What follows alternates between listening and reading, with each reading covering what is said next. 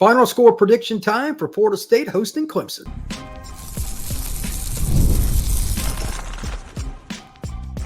You are Locked On Seminoles, your daily podcast on the Florida State Seminoles. Part of the Locked On Podcast Network, your team every day. Welcome back into Locked On Seminoles. I am your host, Brian Smith. Thank you for making this your first listen each and every day. I truly appreciate you stopping in to talk Seminoles football with me. Today's show is brought to you by FanDuel. Place your first $5 bet and you'll receive $200 in bonus bets guaranteed. Visit FanDuel.com to get started. It is Prediction Friday. This should be a game that everybody has an interest in, but for different reasons. If you're here to hear me say Florida State is going to upset Clemson, you can back out of this podcast and go find something else to entertain yourself. That shall not happen at the end of this game. Hint, Clemson's going to win. I'll give my score at the end. But with that being stated, I do want to be very clear on my priorities for this game and how the game's going to go. I'm going to look at it from a timeline perspective, effort, who plays and why, and what improvements do Florida State's players make. Specifically, again, I'm really interested to see how many players in the freshman, sophomore classes, and I guess redshirt sophomore class that the Noles play. I'll do more of a review on this on Sunday after I go back and watch the game again. You got to stop and start, try to figure out who's in the game, when. It's not the easiest thing. It's pretty tedious, but that's the most important thing to me because I think this season is all but lost, as most of you who comment on YouTube have said as well. I think this game will be close in the first half, however. I think Florida State's going to play with what I would like to call house money, meaning they have nothing to lose. They're going to throw the kitchen sink at Clemson, especially in the first quarter, and that's where I want to start. I don't think Clemson is going to just get bombasted by the Noles in their offense, but they're probably going to have a couple of wrinkles. I discussed this earlier this week in a couple of different podcasts on Locked On Seminoles. You have nothing to lose. You need to set up your freshman or your redshirt freshman quarterback, Brock Glenn, for success. And Luke Kromenhoek, I assume, will play as well. He's a true freshman quarterback. I expect him to play. You better have all of the following in hand. And I expect it to happen. Some formations that may be not quite exactly the same, but running some similar plays. And quite frankly, some plays they haven't run this year. Stuff that just like when you see it, you're like, man, I haven't seen that. Well, that's what you want Clemson to be saying. You need to scheme open some plays. I think they will. If they don't, this guy right here will hammer Florida State staff after the game on Saturday night and moving forward. You can't just run the same basic stuff that's been failing, but with younger players and expect success. That's the definition of insanity. There needs to be some continuity, but you've got to have some new stuff too. 2, I also think Florida State will be a little more successful running the ball, specifically in the first quarter, and here is why. There's been a pattern with teams that have played the Noles this year that's very consistent. They know Florida State has speed at receiver and running back. That's not any kind of surprise. So they play a little more conservatively as a defense in the early part of the game, and Florida State runs the ball halfway decently, maybe even well, depending on the game. And from that point forward, the defense will creep up more. Unless Florida State does scheme open some plays, when I talk about that, it's more about the pass game, by the way. I should have denoted that a moment ago. If they don't hit some pass plays, multiple, down the field, middle of the field, whatever you want to say, in the first 10 minutes or so of the game, the run game will get swallowed up by Clemson. They have struggled mightily this season against the run, but they've been banged up. Let's see who comes out to play for Clemson and whether or not everybody's ready to go for them. I know it's kind of weird to me. They got Peter Woods playing outside part of the time. I know he can move inside, outside. And they got 2 massive guys on the interior. Peter's over 300 pounds now. I never thought he'd get that big, but he is. If he's healthy, and I no idea if he is, I don't care what Dabo or anybody says about injuries. As I always say, there's 3 things coaches do at press conferences. They lie, and they lie. I highly doubt Dabo is any different. That being stated, their defensive line is far superior to Florida State's O-line, just, well, on the look tests, what they've done this year, etc.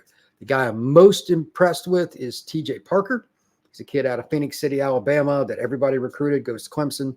He was freshman All-American last year, and he's a guy that I don't think Florida State's going to handle very well. You have to be able to run the ball at him to keep him from just pinning his ears back and going after Brock Glenn and Luke Kromenhoek. If they do not slow him down in the first quarter with the run game, this game could get to a point it's just epically bad. They cannot allow Clemson to think it's going to be 3rd and 12, and the only thing Clemson or Florida State's going to do is run a draw or a screen. They'll kill those two. There must be unpredictability, and I mean, you got to run right at them. I don't know what to expect from Florida State's O-line. I really don't, beyond the first quarter. But that first quarter, I think they'll come out with some fight, and I think they will, again, scheme it up a little bit. It'll be interesting. I expect Tofili to have a quarter where he has like 8 carries, 30, 35 yards, something like that.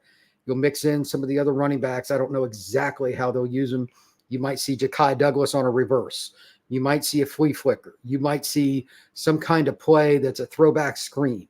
They have to slow them down because they are extremely athletic up front, and they've recruited defensive line as good as anybody in the country, probably, and maybe not quite what Georgia is with depth, but like their starters are as good as Georgia's or anybody else's, if not better. So if you don't slow them down with the run game and misdirection with the run game, misdirection with the pass game, with the RPO, again, the game will get out of hand quickly. But I think that's exactly what Florida State will do. It's an open book. Everybody knows that you can't just run basic plays against defensive fronts like this. It's not just Clemson. So I think Florida State will attack, be very aggressive, and they'll probably hit a few plays. And I expect them to score in the first quarter. And when I say score, I don't mean just getting out there and getting lucky. I mean, obviously Fitz has a great leg and kicking a 55-yard field goal. I think they'll move it in the red zone. Whether or not they could punch it is another discussion. I would guess that Clemson will probably thwart that, but we'll see. I expect Florida State to get on the board with their first or second drive. After that, that's where it gets very, very interesting.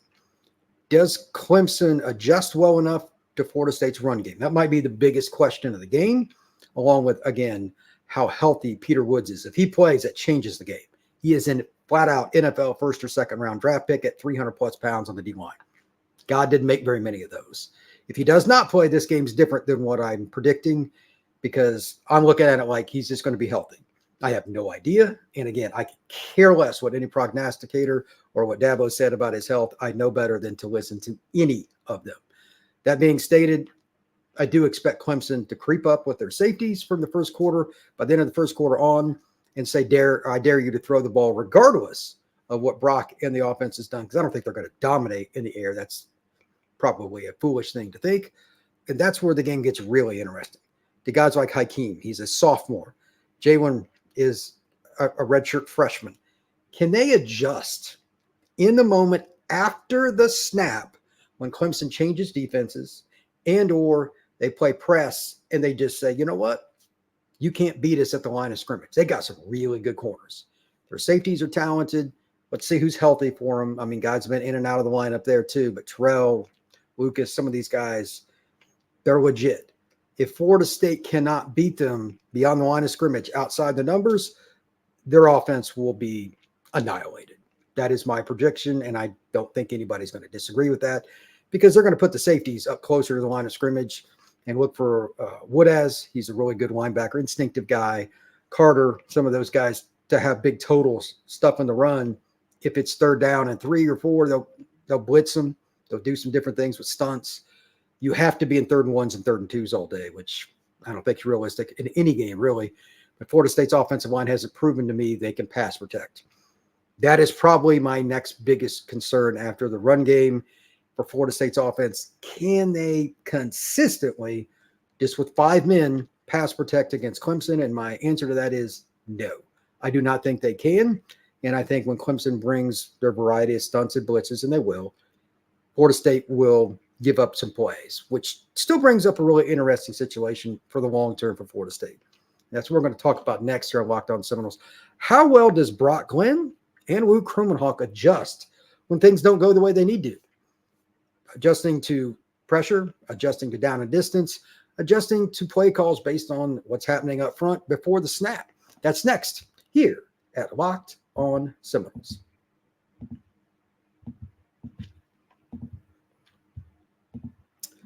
Hey, NFL fans, you can start the season with a big return on FanDuel, America's #1 sportsbook. So when you get a hunch in the middle of the game, you can check out the latest stats, view live play-by-play, and so much more on the same page that you place your bets. All you have to do is get $200 in bonus bets guaranteed when you place your first $5 bet. That's free from FanDuel.com.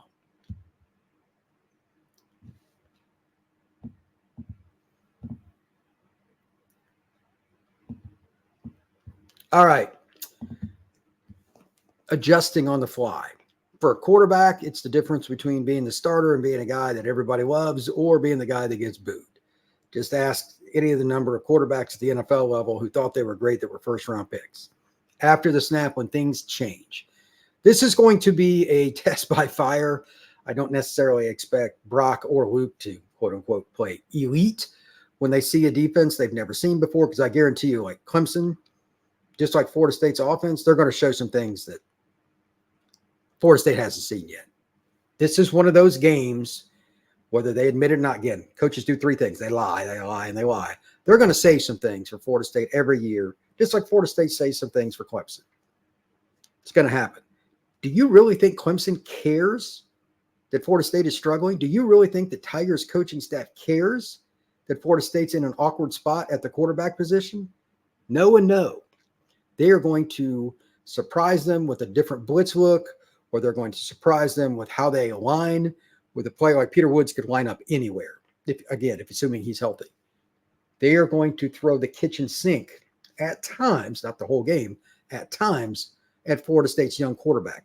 There is an advantage for this long-term, not short-term, long-term for Florida State. They got to see it. This year is lost, but that doesn't mean that Brock is not, maybe he's the guy in 25. If you start to see him adjust during the game, literally during the game, not just talk about it after and I need to work about it. If he adjusts during the game to some of these different blitz looks, to some of the things he sees, and just if one of the players breaks through, there's a bust up front, which every game has one of those. How do you adjust? That's what I want to see. You must find a way to make plays when things don't look so good. Quarterback's hard. It's really hard. Brock has the talent to make those plays. I've seen him live at the Elite 11, and they script things that just simulate that. They have a guy run at the player, and at the last second he has to move, and then he has a very limited time to make not only a throw, but an accurate one. It's not even fun when you have a guy just running at you, it's got to hit you. But now you got somebody like TJ Parker, Peter Woods, Capehart, somebody like that is a massive human being that would like to maim you do it. Yeah, that's not fun. He still has to. And then on the backside, like I mentioned in the first part of the show, you got to get open. You got to help these guys. If they lock down Florida State's receivers, and I don't care which guys are out there, and the tight ends, etc., Brock's, I can't grade him the same. The only thing that stinks about this is if you're watching the game on TV like I am, you can't see the deep passes. You can only see about 5 to 10 yards in front of the line of scrimmage. So I'm curious when I do the Saturday night live show, and there will be a live show after the game tomorrow night. What do you think for anybody that went back to their apartment or their house somewhere in Tallahassee and watched some of this? What did you think? Did Florida State really adjust? Did the receivers make good plays? Did they compete on every rep? Those are the kinds of things I'm curious about, because Brock can only do so much. It takes two to tango here. Also, for the love of mankind, can the tight ends play better? And yes, I'm specifically looking at one that has struggled very, very mightily, and that's Kyle Morlock. He has been, quite honestly, one of the most awful tight ends in major college football this year, and it ticks me off, number one, because he's talented, two, because I thought he was going to be Florida State's breakout guy on the offense this year, so I missed that by a mile. I hate being wrong. And three, he's just a turnover machine. He gives the ball back to the other team, whether he drops the ball or whether it pops up in the air. He needs to play better. Tight ends are always release valves for their quarterbacks if they're good. He needs to show up and play well, and then you got young guys too. I don't know how much Amari will play and Landon will play, but they are uber talented. Like, those guys have NFL physical traits. Let's see what they do, and let's see if they can compete at a high level and play not just good football, but like, okay, if you're Clemson, like, these guys are making some catches, they're doing some things. We need to see what can happen here if we adjust to them. I highly doubt Clemson is expecting much because, it's their freshmen, but it's different when you see them run. Like, even in the last game when they're out there, Those are not normal players at their size. I think both of them have NFL potential. There's no question. I've seen them both live in high school, in 7-on-7, etc. Those are not fun guys to cover. They could be the X factors down the road, not necessarily in this game, but you could start to see it. Florida State needs better tight end play, and one of them could end up starting for this end of this season. Why not show it against Clemson? Next, second quarter on, once Clemson starts to stuff the Florida State run game and the punts happen and more turnovers are likely, how does Florida State adjust? This is the ugly part of a bad season like this, but it's got to be addressed. While I expect 95% of the players to just play hard, they're playing football, they're happy to be at Florida State, etc. There are going to be a few guys, in my opinion, and I don't know who, that don't give full effort. It'll be obvious once the film is rewatched. I may not notice it live. You may not notice it live. But these are guys you'll see in the portal after the season. This is an ugly year, and this is the kind of game that can bring that to fruition and things start to come apart at the seams for specific players. Who are they and why?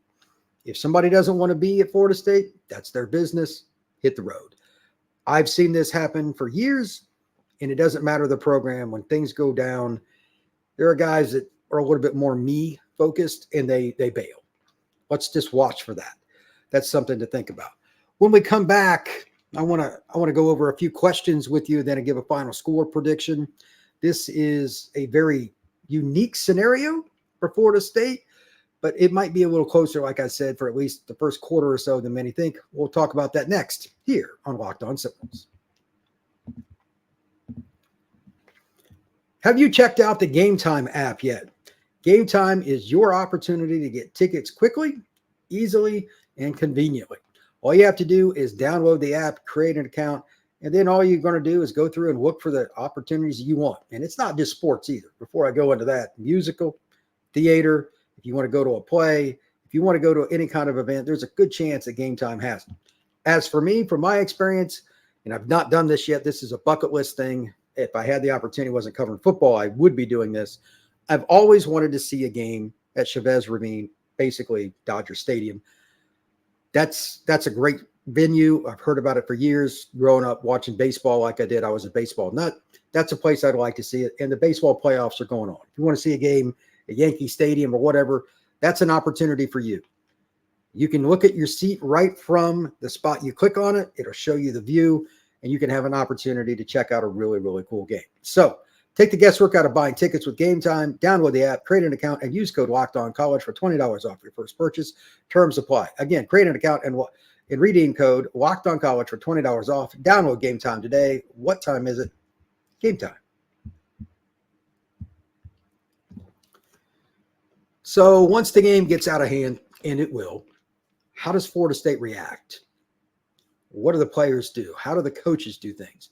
All the little sidebars here are fascinating to me because I look at this program from a long-term perspective. I'm not sure what most fans that are going to the game are going to expect, but I have a feeling the fourth quarter is going to be pretty empty, and I don't blame them. But it's the most important time for me because I need to look at it from who's playing hard, who's doing what, and that's why I have a few questions and concerns here. Number one, my biggest concerns. The game gets loose, and FSU players don't give 100%. I just talked about that. Who, what, when, where, and why. You know, those are things you got to worry about. As far as Clemson, once you get a little loose, they've got some Phil Moffitt's a legit running back, even late in the first half. We'll see how it goes. How good are Florida State's run gap fits? I think tight end's been the worst position on Florida State's team so far this year. Linebacker's probably pretty close. Run gap fits in this game cause some really basic plays. I mean, Cade Klubnik's a good player. He'll get them in the right play call based on Florida State's front pre-snap. But you still just got to tackle, and you got to go to the right gap. If you screw around with Clemson's offense, take the following statistic into perspective. Over the course of two games, the end of one and the beginning of the NC State game, Clemson scored touchdowns on 12 consecutive drives. You heard that right, 12. If you screw around with Clemson's offense and give them quote-unquote freebies, they will annihilate you. They're on fire. And if you start screwing around the run gap fits, they got Bryant Westco going deep. Clemson's offense is explosive at both levels of running and passing, whether it's RPO game, base plays, throwing hitches, and making a guy miss, whatever. They find a way to create explosives. You cannot give them freebies. So that's a big concern. Tackling, just overall, is my third. I expect, quite honestly, 1 or 2 long runs from Clemson because I don't trust Florida State's linebackers.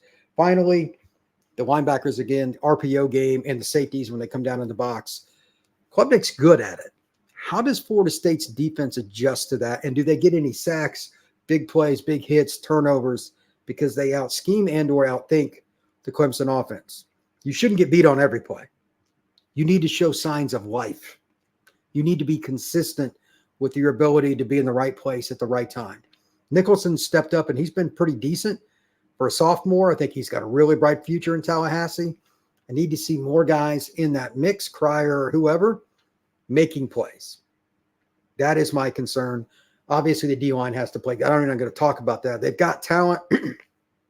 If Florida State's D-line doesn't play well, and they're part of the run gap fits too, obviously, again, this game gets out of hand quicker. I expect them to come out and play with their hair on fire in that first quarter, but how do they play if Clemson gets up like 14-3 or something, 17-3, going into the middle part of the second quarter? Do they show the resiliency and the effort that is expected of a Florida State football player? I don't know.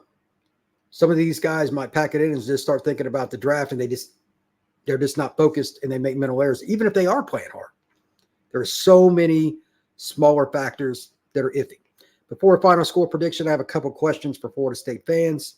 Number one, what was your expectation going into this game? Was it just, hey, I'm just going to watch the quarterbacks. I don't care about anything else? Were you thinking about how much the effort was going to be? That's my big thing. And my other one is just what young players play. Amari and Landon at tight end. Did any of the younger offensive linemen get in the game? Does Cam play even more of a prominent role? He's played quite a bit as a running back. Obviously, the quarterbacks. And then what about the young DBs? Hussey, guys like that they've played, but what about getting Lester in the game or somebody like that that's a true freshman? And then I would love to see, because the receivers haven't done a lot, Elijah Moore, McCoy, some of these guys get in the ball game on offense, not special teams, in the middle of the game when the game is not completely out of hand, first, second quarter. Does Florida State play any of those guys? It is time. So with that, I think the final score is going to be 45-10 Clemson. I think from the middle of the second quarter on, it is going to be a bloodbath.